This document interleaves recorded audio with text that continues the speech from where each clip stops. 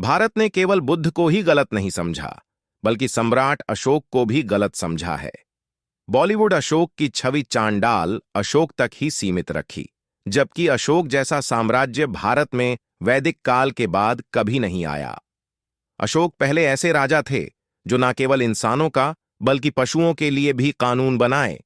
राज्य में पशु हत्या पर मृत्युदंड का प्रावधान था, यहां तक कि मांस की बिक्री करने पर 10 वर्ष का कारावास था।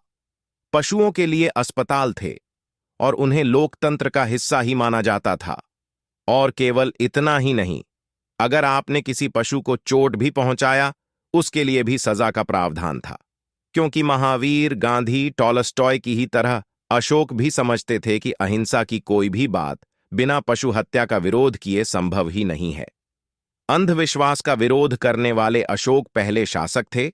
बलि प्रथा का भी उन्होंने विरोध किया और संभवतः तलाक जैसी व्यवस्था का भी। अपने समाज के लिए वे एक प्रोग्रेसिव राजा के रूप में स्थापित हुए थे। यहां तक कि स्वर्ण युग गुप्त वंश, जो कि अशोक के बाद आया, वह भी फिर से बलि प्रथा और पशु तस्करी पर काम करने लगा था। लेकिन अशोक के राज्य में दास्ता, वैश्यावृत्ति, पशु हत्या, डकैती, घुस और असामाजिक तत्व द्वारा सामाजिक मेलजोल बिगाड़ने पर मौत की सजा का प्रावधान था, जिसके कारण इस तरह के अपराध लगभग खत्म हो चुके थे।